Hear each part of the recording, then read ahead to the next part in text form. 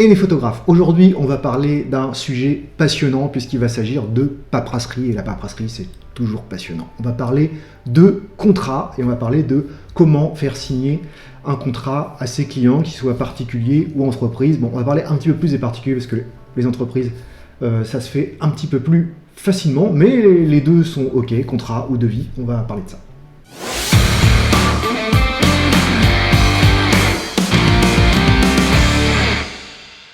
Alors la problématique, c'est la distance avec les clients et c'est le fait qu'un contrat ou un devis sur papier, ça se fait de moins en moins. Les clients, moi, c'est quand ils sont particuliers, souvent ils n'habitent pas forcément dans mon coin et quand ils habitent dans mon coin, soit je les vois chez eux, soit je les vois dans un café, puis on signe comme ça un contrat, mais c'est relativement rare. Donc qu'est-ce qui se passe ? En fait, j'envoie un fichier PDF. Tout simplement. Donc le premier problème avec les contrats, c'est comment on fait pour les envoyer. Donc ça se passe, soit j'envoie un fichier PDF en fichier attaché par mail, on peut faire comme ça, soit c'est la poste, la voie postale, et du coup, il y a une espèce d'aller-retour comme ça qui se crée entre le client et nous en tant que photographe, quoi. Donc ça veut dire, si on l'envoie par la poste, ça veut dire que nous, on doit l'imprimer, on doit l'envoyer, donc il y a ce temps-là, le temps de réception du client, le temps que le client nous le renvoie. Il peut se passer du temps, ça peut être compliqué pour eux, et on sait qu'avec les clients, il vaut mieux que tout soit simple pour que tout se passe pour le mieux et que ce soit facile et rapide. Ou alors, on envoie le fichier PDF directement, mais ça veut dire que le client, il doit avoir de quoi l'imprimer, et soit il nous le renvoie scanné ou pris en photo par email, ce qui n'est pas forcément l'idéal, parce que c'est ce que je faisais, c'est ce que j'ai beaucoup fait, soit il nous le renvoie par la poste.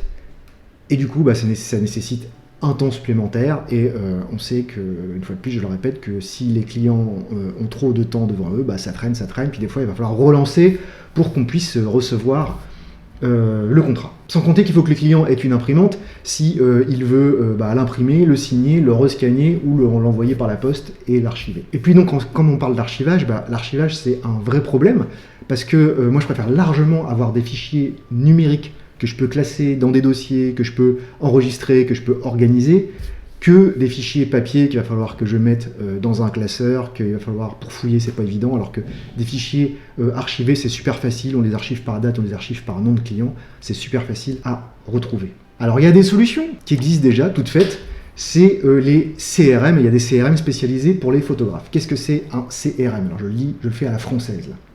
Alors CRM, c'est Customer Relationship Management, avec mon super accent anglais, et ça sert à gérer tout le côté client, c'est-à-dire la facturation, les mails, les relances, il peut tout faire automatiquement pour vous. Donc il y a des CRM qui existent spécialement pour les photographes, donc il y a un qui est très connu, mais qui est en anglais, c'est Ninja Studio. Et puis il y a son petit cousin français qui est Photo Studio. Alors je vais vous montrer les sites. Voilà, on a Studio Ninja, je l'ai dit à l'envers tout à l'heure. Et puis voilà, qui a un coût de 34 $ par mois ou 23 $ par mois selon ce qu'on choisit. Et puis il y a Photo Studio, qui est son petit cousin français, je pense, qui est beaucoup utilisé par les photographes français, qui est très bien aussi, et qui coûte 29 € par mois en mensuel et en annuel 24 € par mois. Alors c'est pas du tout une sponsor, je suis pas affilié, rien du tout, je suis même pas inscrit chez eux, je vais vous expliquer pourquoi. Alors qu'est-ce que ça fait ? Ça centralise les données des clients, ça vous organise vos agendas, vos rendez-vous, ça relance à votre place, avec les dates d'anniversaire, enfin c'est vraiment un packaging complet, ça fait les devis, les factures, etc. Enfin on le fait en ligne et puis ça envoie directement au client et ça permet au client de signer directement les contrats en ligne. C'est ça le sujet du jour, ce qui nous intéresse. Voilà, tout ça, c'est si vous n'avez rien d'organisé de votre côté, ça vous permet d'avoir un packaging, une gestion client organisée pour finalement pas très cher, mais une trentaine d'euros par mois, on l'a vu. Il faut juste au début tout mettre en place dans votre gestion clientèle. Moi j'ai déjà mon propre workflow, je sais déjà comment gérer mes clients, j'ai déjà mon système de facturation, je sais déjà comment je réponds aux mails de mes clients, et donc ça ne nécessite pas pour moi un abonnement sur un CRM, même si peut-être qu'un jour j'y viendrai. Pour l'instant, ce que je trouve surtout sympa dans les CRM, c'est quand on a beaucoup de clients. Alors par exemple, c'est quand on est un photographe de famille et qu'on fait beaucoup de sessions de famille. Je pense que ça peut être très intéressant parce que on a plein de mails à gérer, on a plein de clients à gérer. C'est vraiment pratique. Moi, dans mon cas, où je suis principalement, alors je travaille pour les entreprises, mais je suis principalement photographe de mariage, c'est pas avec une quinzaine de mariages par an que je vais crouler sous les mails et sous la gestion client. Donc, j'ai mon propre workflow, j'ai ma propre solution, et moi, le contrat, mon contrat, je l'ai en fichier, puis que je l'envoie en PDF au client. Et il n'y a pas si longtemps que ça, j'ai trouvé une petite astuce pour leur faire signer un contrat, et on va le faire en live. Alors, il y a des sites qui existent où on peut modifier des PDF en ligne. Il y en a plusieurs. Moi, celui que je préfère, celui que j'utilise assez souvent, très souvent même en fait, c'est ilovepdf.com. Et il y a tout un tas d'options comme ça, d'outils qui permettent de fusionner des PDF, de modifier des PDF, de transformer des PDF en JPEG, d'ajouter des numéros de page à un PDF, de transformer un PDF en Excel, en Word, etc.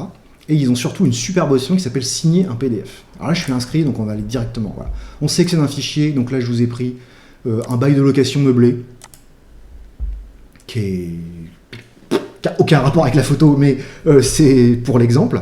Alors, il va nous demander qui va signer le document. On peut signer soit tout seul de notre côté, ou soit on peut demander des signatures à une personne. Donc, par exemple, ici, je vais demander une signature à monsieur photographe.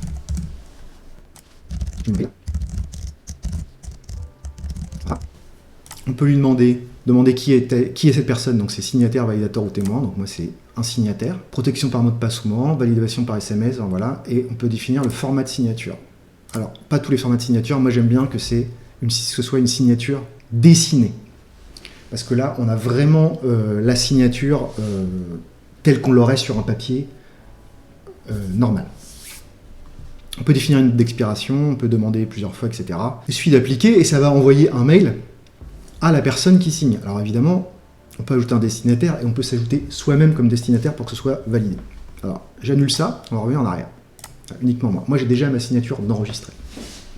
Ce qu'il y a de bien, c'est qu'on peut faire soit une signature simple, les clients et nous-mêmes, on signe et on paraphe, et on ajoute la date, je vais vous montrer ça, soit une signature certifiée. Et ça, c'est ce que moi j'utilise parce que ça permet d'avoir une certification électronique et de prouver que le document a bien été signé par ces personnes-là plutôt qu'une signature comme ça et que n'importe qui peut-être aurait pu signer.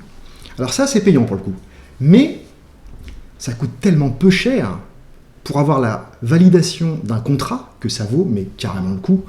4 € pour 5 certificats, 6 € pour 10 certificats, et si vous le faites pour plusieurs années, si vous êtes photographe de mariage et que vous n'avez pas 50 mariages à valider, 28 € pour 50 certificats. Donc voilà, moi j'achète 5-10 certificats à la fois, donc 10 c'est vraiment ce qui est le plus, pour moi le plus utile, et je fais signer mes clients comme ça, ils n'ont pas besoin d'imprimer, ça va vite, ils ont des mails de rappel, et c'est certifié. Alors je vous montre un peu comment ça se passe pour la signature, hein, ça va assez vite.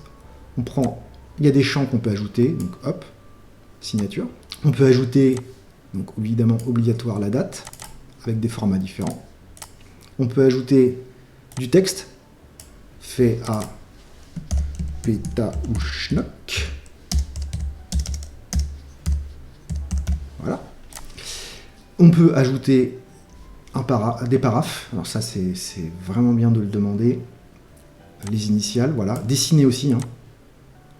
Hop. Non, pas ça. Les paraphes, voilà, à chaque page. Et puis ensuite, il suffit de signer, et ça valide. Et quand vos clients ont signé, vous recevez un mail, comme quoi le contrat est signé, validé et certifié. Et c'est aussi simple que ça. Alors je le rappelle, vous pouvez télécharger le petit e-book des presets Lightroom et un exemple de devis avec le lien qu'il y a sous la vidéo. Et puis je vous dis, comme d'habitude, merci et à bientôt. Je vous remercie d'avoir regardé cette vidéo jusqu'au bout. Pour soutenir la chaîne, abonnez-vous, likez, commentez, partagez. Merci et à bientôt.